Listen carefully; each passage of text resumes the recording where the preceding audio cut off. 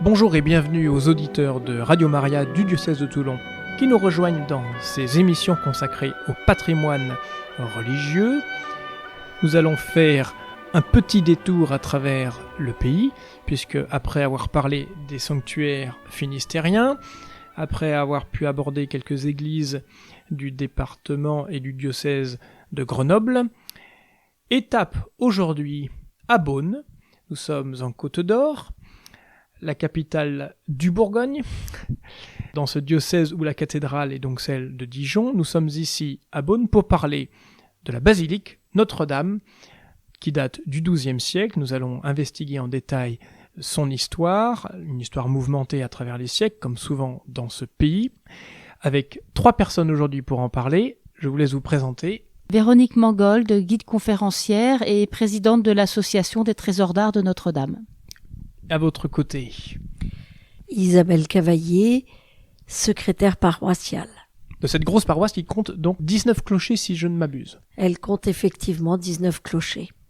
Et à votre gauche... Philippe Mangold, diacre permanent de Beaune. Alors commençons peut-être par cette association. Combien de membres sont comptés dans cette association et combien de membres actifs pour y participer ?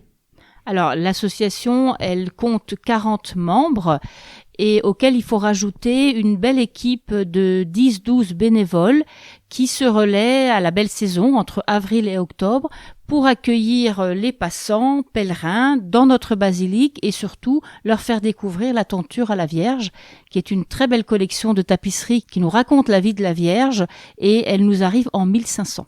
Alors cette tenture est exposée dans le chœur. Dans le chœur, dans l'ancien chœur des chanoines, là où il y a les stalles. Cette tenture, elle appartient à la mairie de Beaune. Et donc, elle nous la confie pendant la belle saison. Donc, on sait qu'il y a eu un premier projet de 1474, dont on fait d'abord les patrons, et puis on oublie le projet puisque la fin du XVe siècle, c'est une période qui est très difficile en Bourgogne. C'est le rattachement au royaume de France, la guerre avec la France, donc on oublie complètement le projet. Et un chanoine, le chanoine Hugues Lecoq, reprend les patrons et fait faire les tapisseries. Donc, et il y a encore sur le cartouche, cette tapisserie fut faite en de grâce 1500. Donc c'est très rare que ces tapisseries aussi anciennes soient dans leur lieu d'origine et qu'on ait cette datation en français. Donc elles ont toujours été là, ces tapisseries. Alors elles ont été faites pour le chœur, parce que c'est à la fois un objet de décoration, mais aussi pour isoler le chœur des grands froids. Au XVIIIe siècle, comme on n'aime plus du tout les tapisseries, elles sont roulées dans les combles, et paradoxalement, c'est ce qui va les sauver de la Révolution française. Oui, parce qu'elles ont perduré cette période-là, tandis que certaines statues, on pourra en revenir du Porche, n'existent plus, quoi. Exactement. Comme dans beaucoup d'édifices religieux. Donc elles ont religieux. été sauvées, parce qu'on ne sait pas où elles étaient. La collection est dispersée tout au long du XIXe siècle, et elle va être reconstituée à la fin du XIXe siècle. Et donc, au jour d'aujourd'hui, comme tout trésor avant 1905, elles appartiennent à la ville de Beaune. Et donc, vous en avez la charge, à la fois de les faire visiter, donc d'avril à octobre, et peut-être aussi de l'entretenir, mais j'imagine que les grandes restaurations sont celles de la mairie. Oui, c'est celles de la mairie. Disons qu'elles sont confiées à la paroisse, parce qu'effectivement, elles sont sous alarme, donc elles ne sont pas accessibles tout le temps, et il faut donc une équipe de bénévoles qui se relaie 5 après-midi par semaine, pour accueillir les visiteurs, et puis on organise aussi des visites guidées sur des groupes à la demande. Alors que représentent ces tapisseries ? Alors il y a 5 tapisseries avec 3 scènes chacune. Donc on part de la rencontre d'Anne et Joachim, les parents de Marie.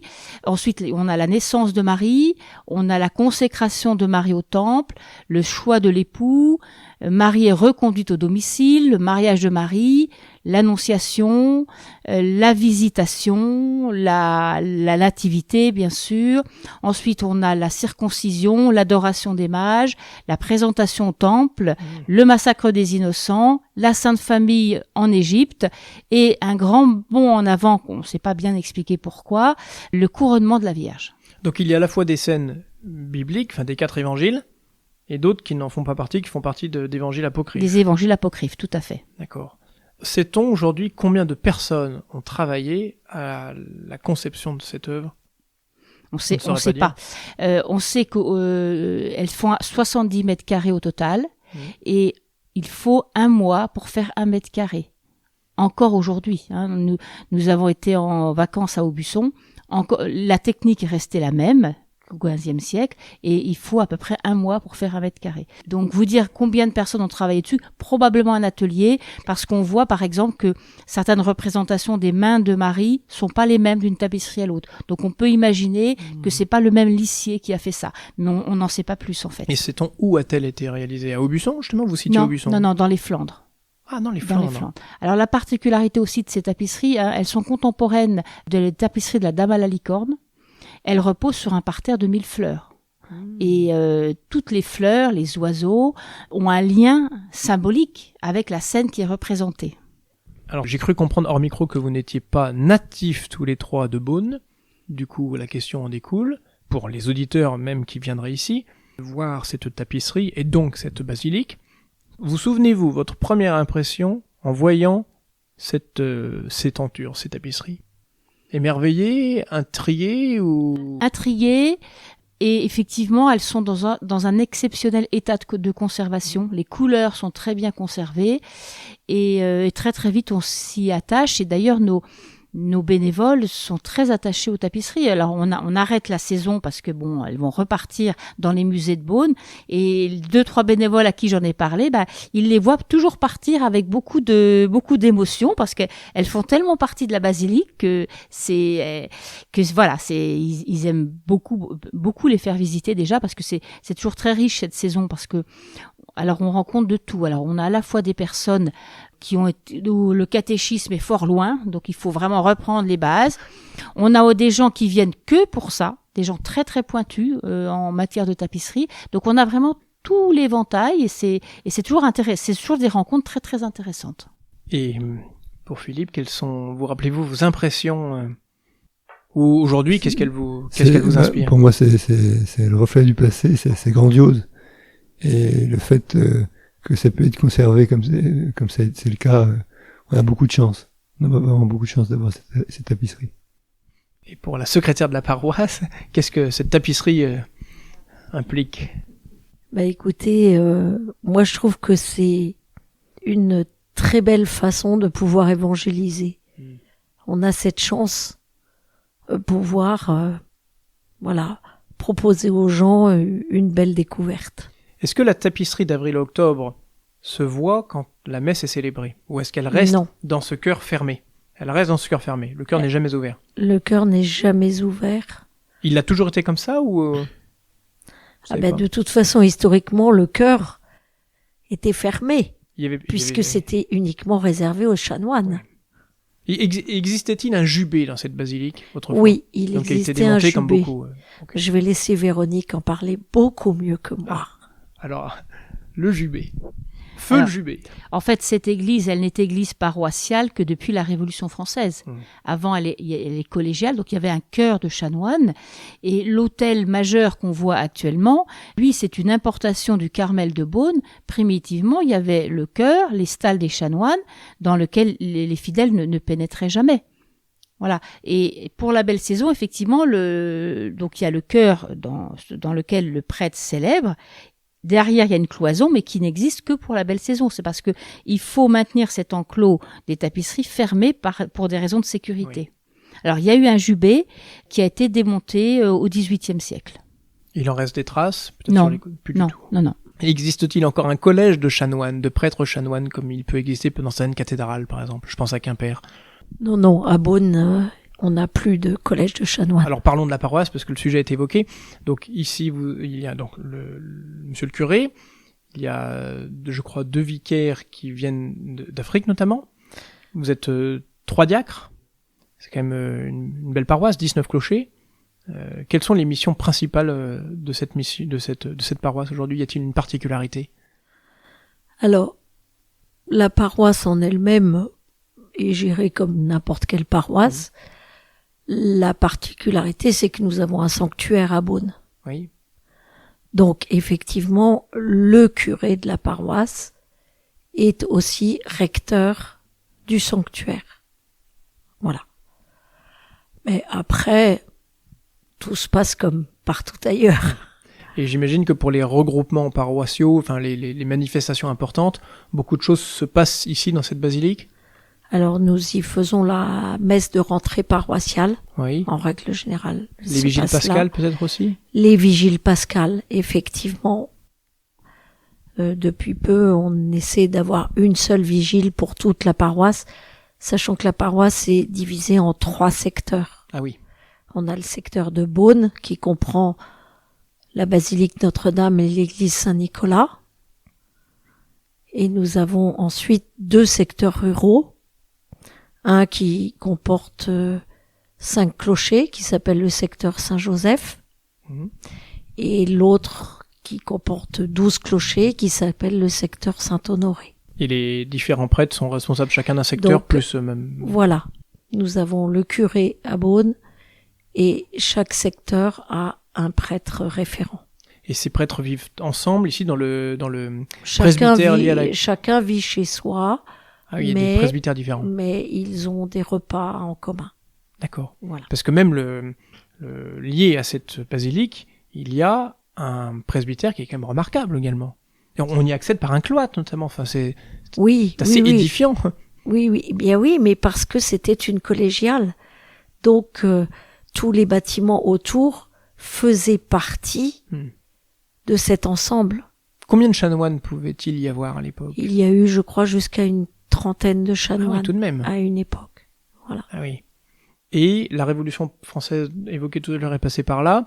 Quelles ont été les conséquences pour cet édifice de cette révolution ici à Beaune? Beaucoup de choses ont été détruites. Alors, ou déjà, emportées. il n'y a plus de chanoines depuis Oui. la Révolution française. L'église devient paroissiale. Elle a déjà été pendant 2-3 ans le temple de la raison, dans beaucoup d'églises. Et donc, elle est réouverte au culte à l'extrême fin du XVIIIe siècle. Alors, elle a été en partie vidée de son mobilier et remeublée avec des saisies révolutionnaires. On a une très belle chaire à prêcher qui vient de l'ancien Carmel. L'hôtel majeur vient de l'ancien Carmel. Voilà, il y a tout un mobilier qui vient de saisies révolutionnaires. Et puis j'ai cru voir une petite chapelle, donc quand on se fait le tour de ce chœur, une chapelle Saint-Jacques qui mentionnait l'existence ici de Templiers. Oui, il y avait des Templiers. Il y a d'ailleurs une rue Jacques de Molay à Beaune, Ah oui. parce qu'en fait, Jacques de Molay, donc le dernier grand maître des Templiers, a prononcé ses vœux perpétuels à Beaune. Ah, dans Voilà. cette basilique? Alors pas dans cette cette- basilique, non, il y a dans la chapelle des Templiers, qui est une toute petite chapelle tout à fait insignifiante dans la mesure où bon, elle est privatisée et puis elle est pas du tout accessible et nul ne pourrait, si on ne sait pas, on peut pas savoir que c'est l'ancienne chapelle des Templiers. Mais Jacques de Molay a fait ses vœux perpétuels ici. Nous voilà plongés en pleine lecture de Maurice Drouillon. Voilà. Incroyable. Oui, tout Les à rois fait. maudits. C'est... Voilà, tout à fait. Alors après, les biens des Templiers, quand ils sont saisis, ils ont été repris par l'ordre de Saint-Jean de Jérusalem. Y a-t-il un lien avec cet ordre ici aujourd'hui du coup qui est resté? Non, il y a Non. même plus, il y a plus du tout ces ordres-là. Alors Beaune, mais c'est pas spécifique à Beaune, il y avait 15 ordres religieux intramuros. C'était énorme. Jusqu'à la Révolution encore. Jusqu'à la Révolution française, il y a 8 ordres religieux qui s'implantent dans la première moitié du XVIIe siècle. Alors, puisque la basilique a été classée au XIXe siècle, je crois, dans les années 1840, certains ordres religieux ont-ils eu le même sort? Certains sont-ils revenus ou d'autres ont-ils survécu? Alors, ceux qui ont survécu, ce sont les Sœurs de l'Hôtel-Dieu. D'accord. Et Oui. alors, c'est vrai que pour notre paroisse, l'Hôtel-Dieu, c'est aussi très important. Par exemple, il y a une station du chemin de croix qui est dans la grande salle des pauvres. Et Ah je oui. trouve que ça a beaucoup de sens. Il y a une messe de Noël qui est célébrée. Donc, il y a vraiment des liens très très forts de la paroisse avec l'Hôtel-Dieu, qui est un autre lieu sacré de la ville de Beaune. Donc, les Sœurs de l'Hôtel-Dieu ont survécu. Il y avait plus d'ordre religieux à la fin du XVIIIe. Sont revenus les carmélites. Elles reviennent très très tôt au début du XIXe siècle et elles vont en 1836 acheter le terrain, donc refonder un Carmel qui va... les dernières carmélites sont parties en 99, 2000, elles ont été regroupées dans d'autres monastères. Cela dit, le culte du Petit Roi de Grâce a été repris par d'autres communautés et actuellement c'est une communauté de carmélites de l'Enfant Jésus qui anime ce sanctuaire. Combien sont-elles? C'est très fluctuant. Ça peut aller de 5 à 8. D'accord. Y a-t-il des liens avec la paroisse? Est-ce que les diacres ou les prêtres vont les voir? ou... Il y a des liens étroits. Et donc, c'est notamment Thomas Georges, qui est un ami diacre, qui est affecté donc à l'enfant Jésus. D'accord. Voilà. Et j'ajouterais, par rapport aux hospices de Beaune, en un clin d'œil, c'est le royaume aussi de Bourville et de Funès avec la Grande Vadrouille. J'allais le citer. Évidemment, avec les hospices de Beaune, on voit les religieux à Cornay. Donc oui, mais ceci dit, quand on arrive à Beaune en voiture, on a quand même l'impression, ne serait-ce que par la carte, que votre basilique est vraiment le cœur de la ville, géographiquement. C'est quand même signifiant, ça marque sans doute une empreinte particulière pour cette ville. Ah oui, c'est très important. Et pour les gens, il n'y a que les touristes, il n'y a que cette église-là qu'ils connaissent, quoi. Au détriment d'autres que vous aimeriez faire connaître. Au détriment de Saint-Nicolas, qui est une église qui est de la même époque, avec un magnifique clocher en pierre, et une pietà qui est très très belle à l'intérieur. C'est juste un petit tableau, je sais pas, c'est pas réellement un tableau parce que c'est un bas-relief, voilà, je cherchais le mot, très beau, et c'est des petits trésors comme ça que l'on oublie. Et pourquoi est-elle dédiée à Saint-Nicolas? Savons-nous ça aujourd'hui? Alors, pourquoi Saint-Nicolas, ça je pourrais pas vous le dire, mais ce quartier-là, il est créé de toutes pièces au XIIe siècle. D'accord. Le duc de Bourgogne veut étendre la ville de Beaune, et donc dans ce quartier-là, il offre aux vignerons et aux paysans qui s'y installent, ils n'ont plus de taxes à payer, donc c'est assez avantageux. Et ce quartier-là, c'est vraiment le quartier historique vigneron de Beaune. Et puis à partir du XIIIe siècle, ils veulent leur propre église paroissiale. Et c'est la seule église hors des murs de Beaune qui a survécu à la Révolution française. À la veille de la Révolution française, Beaune a 5 paroisses, plus une collégiale. Et donc Saint-Nicolas va heureusement survivre parce que les autres églises paroissiales ont été démantelées. Complètement démolies. Complètement démantelées. Ah oui. Alors je voudrais aussi rajouter par rapport à l'Hôtel-Dieu qu'on reçoit aussi souvent des pèlerins qui font la trilogie, c'est-à-dire qu'ils vont à l'Hôtel-Dieu, ils viennent à la basilique et visitent les tapisseries et ils terminent au sanctuaire. Ça, c'est vraiment un parcours qui se fait très très souvent. Et est-ce que la paroisse invite à faire ce parcours-là également, ou elle vit ça de façon complètement décorrélée? Disons que en général, les gens téléphonent à la paroisse, savoir ce qui est possible de faire, réservent parallèlement leur visite à l'Hôtel-Dieu, et souvent ont pris contact avec le sanctuaire pour savoir comment ils pouvaient être reçus.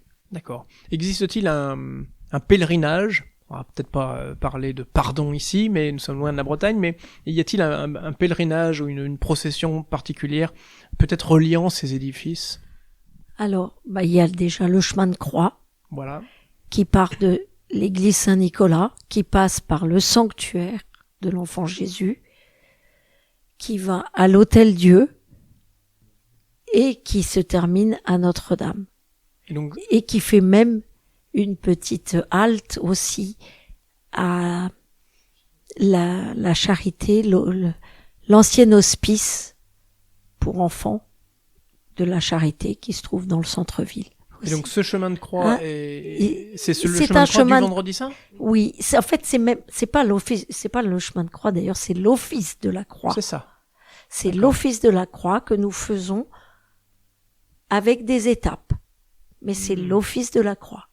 Et alors, combien de temps cela prend-il de le suivre? Il faut bien 2 heures pour le faire. Avec 2 heures et demie. Donc ce sont des marches, des processions, des étapes de prière, marche on en s'arrête, silence, on chante. Marche en silence et avec des lieux dans lesquels nous avons la proclamation de la parole, les intentions de prière, comme tout office. Donc c'est une démarche communautaire, c'est sous l'égide du curé qui préside, qui lance la marche, quoi. Oui.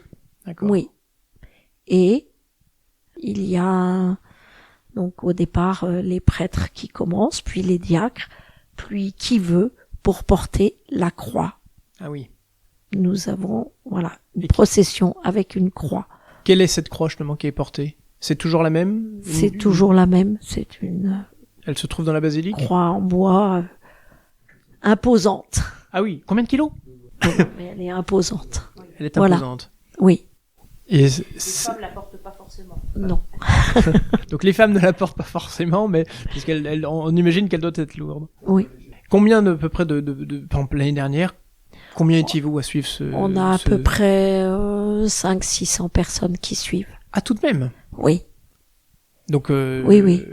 Et cela suppose déjà une organisation. Certaines rues doivent peut-être être bloquées, Ah je ne sais pas. oui, on s'organise avec la mairie, quoi. avec la mairie pour que pour qu'il y ait un peu un service d'ordre. Mais nous avons notre propre service d'ordre. Ah oui. Voilà. Et donc tous les ans. Tous les ans. Tous les ans au Vendredi Saint. Tous les ans. À 15h, quelque chose comme ça. Non, en fin de journée, à 19h. Ah, à 19h. Oui. Pour que tout le monde puisse... Voilà. Comme ça, tout le monde peut être là. Donc c'est une tradition à laquelle les Beaunois sont très attachés à cette tradition. Les gens de la paroisse et peut-être des paroisses autour. Ça représente toute la paroisse. Non, c'est vraiment notre paroisse. C'est votre paroisse qui fait ça. C'est notre paroisse. D'accord. Voilà. Nos 19 clochers. Vous les 19 clochers réunis sous l'égide du curé qui se réunit pour ça. Donc nous avons ça. Et puis, depuis 2 ans, nous avons la procession de la fête Dieu. Oui, bien sûr. Voilà, qui est rené de ses cendres. C'est ça. Alors d'où partait cette procession? Alors ce sont les carmélites de l'Enfant Jésus qui ont souhaité reprendre le flambeau, sachant qu'elles sont polonaises. Ah oui, bien sûr. Et donc en Pologne c'est très important. Chez nous ça s'est perdu, mais voilà, donc ça reprend vie. Alors les gens doivent être assez étonnés. Donc là aussi, ça part du sanctuaire jusqu'à Notre-Dame. Quelle est la distance à peu près? Oh, c'est lors de... Je sais pas, est-ce que ça fait 1 kilomètre maximum? Oui, tout de même. Voilà. Magnifique. Ce sont des choses qui renaissent et qui doivent... au départ, ça doit quand même assez étonner. Et puis... Oui, ça fait combien de temps, depuis combien de temps cela existe-t-il? Ça fait 5 ans? Ça fait 10 ans? Non, 2 ans. Ah, 2 ans. D'accord. 2 ans. Voilà. Et effectivement, donc il y a la messe au sanctuaire le matin à 8h30. Et à l'issue de cette messe, il y a une petite procession jusqu'à Notre-Dame pour la messe d'11h. Alors, puisque cette basilique est sous l'égide de Notre-Dame, y a-t-il une fête particulière pour la Vierge? Un jour particulier dans l'année ou pas forcément? Oui, il y a la fête de l'Assomption, où là aussi, parce qu'il y a Notre-Dame de la Libération sur la montagne de Beaune. Donc voilà, qui date effectivement de 1945, voilà. Et là, c'est une Vierge à laquelle les Beaunois tiennent beaucoup. Tous les lundis de Pentecôte, il y a la messe là-haut sur la montagne, en plein air. Voilà, pour remercier Notre-Dame d'avoir libéré Beaune. Et pour l'Assomption, eh bien, il y a une procession dans l'après-midi qui part de Notre-Dame pour monter jusqu'à la Vierge. Ah, donc vous marchez quand même pas mal dans cette paroisse finalement, si je puis dire. Alors tout à l'heure, vous parliez du clocher de Saint-Nicolas. Oui. J'aimerais revenir sur le clocher de Notre-Dame, parce que quand nous arrivons par la route, venant du sud en tout cas, on voit quand même cette basilique de loin, avec différents éléments qui peuvent sembler très disparates, évidemment à travers le temps. Et ce clocher, on le note bien par rapport au porche qui est en dessous. Peut-être que pourrons-nous revenir sur l'histoire de ce clocher et de ce porche, qui est quand même très imposant pour un porche. Alors, la collégiale, la construction s'étale sur tout le XIIe siècle. Alors, primitivement, les fidèles rentraient d'un côté et les chanoines rentraient du côté cloître. Vous avez remarqué ce beau cloître, notre actuelle cure, eh bien, les chanoines rentraient de ce côté-là, les fidèles de l'autre côté. Au XIVe siècle, on ajoute ce porche. Alors, pour des raisons pas toujours très avouables, mais je vais vous les avouer quand même. Oui, allons-y. Allons-y. Les cordeliers, entre-temps, s'étaient installés à Beaune et faisaient de très belles obsèques. Et qui dit faire des obsèques, percevoir des taxes. Donc les chanoines étaient un petit peu jaloux. Et pour pouvoir organiser des belles obsèques et percevoir également des taxes, eh bien, ils ajoutent ce porche. Voilà, c'est un peu la légende qui dit ça. Donc ce porche, il est du XIVe siècle et lui, il est franchement gothique. Et puis, oui, parce que l'église au départ est romane, forcément. L'église, elle est romane. Elle est romane avec des influences un peu gothiques, mais romanes. Le porche, lui, est gothique. Et quand on se met face à l'église, sur la droite, on a effectivement une loggia avec un très joli toit en ardoise. Un chanoine, le chanoine Bouton, en 1530, se fait faire sa chapelle personnelle. Donc là, c'est vraiment un élément décoratif de Renaissance. Quant au clocher, il a brûlé et à la fin du XVIe siècle, on refait le clocher. Il y avait c'était une flèche en pierre primitivement et on a refait le clocher, on a fait ce dôme avec ce petit clocheton qui permettait d'y mettre un guetteur qui pouvait surveiller les départs de feu, éventuellement alerter en cas de trouble, etc. Alors ce clocher, il fait face au beffroi, en face. Oui. Et le beffroi qui a été la première mairie de Beaune. Donc vous avez qui se font face, le clocher qui représente plutôt le pouvoir religieux et le beffroi qui représente plutôt le pouvoir civil. Savez-vous pourquoi ce chanoine à l'époque voulut ériger cette chapelle privée ? Des conflits au sein des chanoines ? Non, pas forcément. À partir du XIVe siècle, effectivement, on va ériger un certain nombre de chapelles latérales. C'est avec le développement de la piété individuelle. Donc on a le chanoine Bouton, mais à la fin du XVe siècle, le cardinal Rollin, le fils de Nicolas Rollin, il va venir demander l'hospitalité au chapitre quelques années. Il va se faire construire sa propre chapelle. Ces chapelles restent aujourd'hui. Oui, bien sûr. Incroyable. Alors il y a d'autres événements que vous accueillez, puisque le jour où nous enregistrons cette conversation, se tient un rassemblement national des routiers et des guides aînés des scouts unitaires de France. Donc j'ai cru comprendre que les chaises allaient être déplacées sur les côtés pour les accueillir tous. Donc il y a un peu plus de 1000 scouts ce soir réunis dans votre basilique pour prier. Ou peut-être pour avoir une messe peut-être. Voilà, ils ont une messe et ensuite un temps d'adoration, les confessions, voilà, et veillée chantante. Magnifique. Voilà. Cela est-il prévu depuis longue date ou Alors cela est prévu depuis le printemps, effectivement. Et après, où partent-ils, savez-vous C'est un week-end, un rassemblement voilà, national. À l'occasion de la Toussaint. Voilà, tout simplement. Ils avaient besoin d'un lieu, ils sont venus. Et c'est la première fois que... C'est la première fois qu'ils viennent à Beaune. Ah, effectivement. Donc ce soir, une très belle veillée sans doute. Un très beau rasso, je pense. Je suppose que nous avons la chance d'avoir le diacre ici, mais peut-être que les prêtres ou d'autres diacres font partie de la veillée de prière de ce soir, sans doute. Ce soir, oui, le curé en fait partie, d'autant plus que depuis cette année, il est aumônier des SUF à Beaune. Voilà. Ça se justifie pleinement. Voilà. Mais sinon, ils sont là avec leurs aumôniers. Seront-ils encore là demain pour la messe de dimanche ? Alors, ils auront leur propre messe dans le parc du sanctuaire. Et cette messe sera présidée par Monseigneur Héroard, notre évêque. Évêque donc de Côte d'Or. Évêque diocésain de Côte d'Or. Qui fait le déplacement de Dijon, je suppose. Voilà. Voilà. Malgré les rivalités ancestrales entre Dijon et Beaune, est-il bien accueilli ici ? En général, oui. En général ? Oui. Il est très bien accueilli. A-t-il un attachement particulier, ou y a-t-il un attachement particulier dans le diocèse pour Beaune et sa basilique ? Il y a d'autres sanctuaires en Côte d'Or qui sont aussi très bien. Je pense à Notre-Dame de l'Étang, il y a d'autres sanctuaires. Donc, je pense pas, ce serait un peu présomptueux de dire que la basilique de Notre-Dame est le point de rassemblement de tout le diocèse. C'est un peu présomptueux quand même. Je reviens sur le porche. J'ai cru voir, quand on arrive, donc il y a différentes colonnes qui ne sont pas toutes de la même forme, et certaines présentent des pierres arrondies à leur base, comme si elles invitaient les pèlerins à s'y asseoir.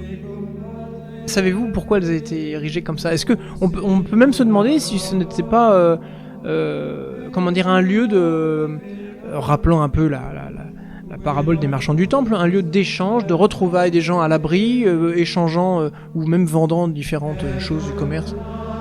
C'est certainement un lieu de retrouvailles, et ça l'est encore maintenant. C'est un lieu de vie, quoi. C'est un lieu de vie, ça c'est sûr. Il n'y a qu'à voir à la sortie de chaque messe dominicale, c'est vraiment un lieu de rassemblement. Et très souvent, il y a d'ailleurs, à l'occasion de telle ou telle fête, il y a un apéritif convivial qui est donné sous le porche. Donc ce porche, il est vraiment, c'est un lieu convivial. Maintenant, les assises des colonnes, pourquoi est-ce que certaines bases sont carrées, d'autres rondes, ça je ne pourrais pas vous le dire. Mais effectivement, c'est très très pratique parce que ça permet de s'asseoir. Oui, c'est vrai. Est-ce que le cloître était érigé à la même époque, enfin dès le départ de cette... Il est plus tardif. Il est du XIIIe siècle, le cloître. Ah oui, Oui, c'est pas longtemps non plus après. Non, c'est pas longtemps après. Et donc, ce qui est à notre actuelle cure, donc au premier étage, c'est le logement du curé. Oui. Il y a de très très beaux appartements 18e. Et Guigonne de Salins, donc l'épouse de Nicolas Rollin, lorsqu'elle est veuve, elle va après son veuvage, elle va se réfugier quelques années ici, avant de pouvoir regagner l'Hôtel-Dieu. Voilà. D'accord. Et alors c'est pareil, ces appartements, ils sont visitables au moment des Journées du patrimoine. Notre curé accepte de les ouvrir. Et donc, l'année dernière, on a fait une après-midi, on a eu 300 personnes dans l'après-midi qui sont venues visiter.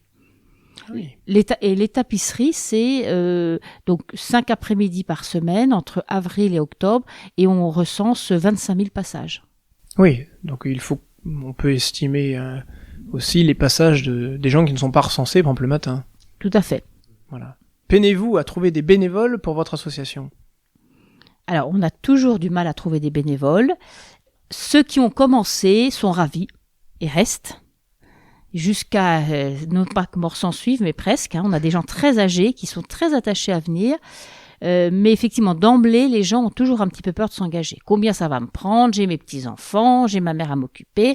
Et quand ils comprennent que c'est un service qui se rend, mais on le module en fonction de ses disponibilités, après, ça pose pas de problème. Mais d'emblée, et c'est pour tous les services de la paroisse d'ailleurs, d'emblée, c'est « Ah bah mais j'ai mes petits-enfants, j'ai machin, voilà ». Oui, puisque nous avons la chance d'avoir la secrétaire paroissiale parmi nous, je suppose qu'il y a d'autres services qui peinent aussi à retrouver ou à recruter les forces vives, mais ce service-là permet-il, les personnes peut-être peuvent le dire, la contemplation de ces tentures et de la basilique, puisqu'elles y sont? Ah, c'est certain que les gens sont très attachés à ces tentures, les paroissiens. Voilà.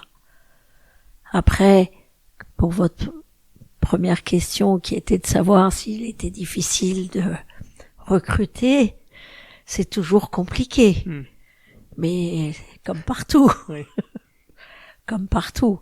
Oui, ça, bon, on arrive, là on a une belle équipe pour les fleurs, le fleurissement de Notre-Dame. On a une belle équipe qui s'en occupe, qui essaie de faire ça le plus, d'une façon la plus écologique qui soit. Voilà. Combien sont-elles dans cette équipe, ces personnes? Elles sont 6 ou 7. 6 ou 7? Rien que pour la basilique, pour les fleurs? Oui. C'est énorme. Oui. Voilà, à Saint-Nicolas, nous avons une personne qui fait ça de façon formidable aussi. Quels sont les services semaines. où vous peinez le plus à trouver? Alors c'est dès qu'on a besoin de monde, préparation au baptême, préparation au mariage. Ah oui. Voilà, c'est pas toujours facile de trouver des gens. Préparer les parents qui vont baptiser leurs enfants ou préparer les catéchumènes? Alors c'est pour préparer les parents qui demandent le baptême de leur enfant. Oui. Voilà. C'est là aussi où c'est les équipes liturgiques. C'est toujours compliqué. Les animateurs de chant, les chantres, voilà. Compliqué aussi. Et le lien des chantres avec l'organiste, ou avec les organistes. Vous avez la chance d'avoir sans doute un organiste titulaire. Nous avons un organiste titulaire, voilà, qui est là depuis 1976. Ah oui. Qui joue pour toutes les messes? Qui joue à Notre-Dame. Voilà. À Saint-Nicolas, nous avons aussi un organiste qui n'est pas titulaire, qui n'en a pas le titre enfin, qui est titulaire. Oui, qui est présent à toutes les messes présent, Saint-Nicolas. Voilà. Parce que les orgues sont également très belles dans cette basilique. Il faut quand même le dire quand on se retourne. Oui. Oui.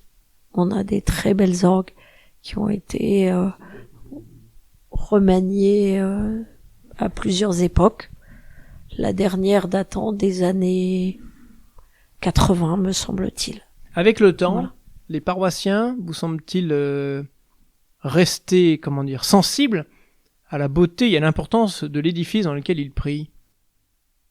Ou est-ce que vous-même en tant que diacre, est-ce que parfois vous dites ah oui, c'est vrai quand même, on est quand même dans un lieu privilégié, ou est-ce que vous avez tendance à oublier? Non, j'y étais encore ce matin. C'est quelque chose d'extraordinaire. On n'oublie pas, et on se dit qu'on a une grande chance de pouvoir célébrer à Notre-Dame. C'est un très bel édifice. Vraiment une grande chance. Ouais. Y a-t-il des variations? Je pense à la lumière, aux vitraux. On n'a pas parlé beaucoup des vitraux. Une variation dans l'année selon la lumière des célébrations, des messes qui vous touchent. Par exemple, entre la messe de Noël et la messe de Pâques ou une messe estivale, j'imagine qu'il y a des luminosités très différentes avec les vitraux qui l'ornent. Alors l'année, je pourrais pas vous dire, mais par contre les heures. À midi, notre messe est à 11h, et à midi, effectivement, le soleil passe sur les fenêtres hautes et ça donne une très très belle luminosité. Et on voit même les rayons du soleil, et c'est très, c'est très très visible ça. Pour peu qu'il y ait un peu d'encens, ça confère une atmosphère quand même. Disons que le cœur est baigné de lumière, mais a priori un cœur c'est fait pour ça, de toute façon. Justement, on parlait d'encens, y a-t-il une contre-indication à user de l'encens avec les tentures? Ou pas forcément? Non, parce qu'il y a la cloison. Moi, la DRAC, la Direction Régionale des Affaires Culturelles n'a jamais dit quelque chose comme ça. Il y a juste une contre-indication au niveau de la lumière. On nous dit souvent que les tapisseries sont mal éclairées, mais effectivement, elles ne pourraient pas être en pleine lumière. Donc, il n'y a pas de lumière directe sur les tapisseries. Ah oui. Et cette absence de lumière vous gêne-t-il pour les visites? Tout l'été, non, ça gêne pas. Là, c'est pour ça qu'on ferme. On a fermé hier soir parce que à partir de 16h, c'est très sombre, très froid, et ça vaut pas vraiment le coup. D'accord. Donc alors on fait aussi des visites nocturnes. Alors là, c'est sans lumière, c'est ça le but. Tout l'été, on fait des visites nocturnes de la basilique de mi-juillet jusqu'à mi-septembre, donc tous les jeudis soirs. Donc là, vous éclairez avec des chandelles? Lampe de poche, chandelle, non, on n'ose pas. Non, mais c'est-à-dire que... Alors, quel est on est le complètement but? dans le noir. Oui. Et donc, on rentre dans la collégiale avec uniquement des lampes de poche. Et du coup, on peut se focaliser sur certains détails et ils sont complètement différents dans le noir quand on met une focale dessus. Comment avez-vous eu l'idée, justement, d'organiser ces soirées vespérales? En me douchant un matin. D'accord. Et j'en ai parlé à mon curé. Je lui dis, qu'est-ce que tu penses si on ferait des visites à la lampe de poche de la collégiale? Au départ, je me suis dit, il va penser que je vais en faire une maison fantôme. Et il m'a dit, écoute, c'est une excellente idée. Alors, je lui ai bien dit, c'est pas l'esprit maison fantôme. Non. C'est vraiment une soirée qu'on se donne, à la fois des détails architecturaux, mais aussi une soirée méditative. Voilà, s'imprégner d'une ambiance. C'est surtout ça qu'on veut passer. C'est pas une visite classique. C'est vraiment se plonger dans une ambiance calme, dans cet édifice de plus de 800 ans et qui a vu passer tellement de gens. Combien D'ailleurs, Isabelle en fait aussi. Oui, et les gens que l'on a sont soit des touristes, soit des Beaunois, mais qui n'ont pas l'habitude de venir à l'église. Et encore moins la nuit. On a des paroissiens aussi qui découvrent d'un seul coup leur église telle qu'ils ne l'ont jamais vue. Et non, les gens sont très très contents de ces visites. Combien de temps dure la visite nocturne? On met à peu près 1h30, grosso modo. Mais avec du silence. Oui, il y a que nous qui parlons de toute façon. Et effectivement, quand on dit lampe de poche, il y en a pas, chacun n'a pas sa lampe de poche. C'est ça. l'on soit bien d'accord, pour que l'on puisse rester dans cette atmosphère de recueillement. De recueillement, et de pouvoir, leur montrer ce spectacle de l'église dans le noir, de leur montrer tous ces détails que l'on ne voit pas en plein jour, que l'on ne voit vraiment pas de la même façon. Le curé a-t-il eu l'occasion, le loisir de suivre une des visites et de vous dire ce qu'il en a pensé? Oui, oui. J'ai écrit le scénario, et puis bien sûr que je l'ai soumis au curé en place, parce que on veut quand même pas non plus raconter trop de bêtises, parce que il y a à la fois c'est une visite guidée avec certains détails, mais il y a aussi des éléments spirituels. Bien et sûr. pour nous, c'était important qu'on puisse avoir un autre regard. Et à l'époque, la toute première visite, le curé de l'époque l'avait suivi. Et depuis combien de temps organisez-vous ces visites? Ça doit faire la 4e année, je crois. D'accord. Ça doit faire la 4e année qu'on fait ça. Et on a 10-12 personnes à chaque fois. Et en août, on pouvait aller jusqu'à 20-30 personnes tous les soirs. Alors comment les personnes peuvent-elles s'inscrire et combien cela coûte-t-il? C'est libre participation aux frais. D'accord. Et les personnes, soit on fait des petites affichettes, et puis il y a 2 numéros. Il y a celui de la paroisse ou il y a le mien. D'accord. Pour s'inscrire. On s'inscrit, voilà. On me demande si on peut venir, puis voilà. Et quels sont les avis, les premières impressions livrées à la fin de la visite par les visiteurs? Qu'est-ce qui les marque le plus? Le calme d'une soirée d'été, surtout qu'on termine par un chant à la Vierge, un Salve Regina, et l'ambiance, c'est ça qui l'ambiance. Et vraiment, moi j'insiste, on est 4 à tourner, et que l'idée c'est vraiment de créer une atmosphère, une ambiance.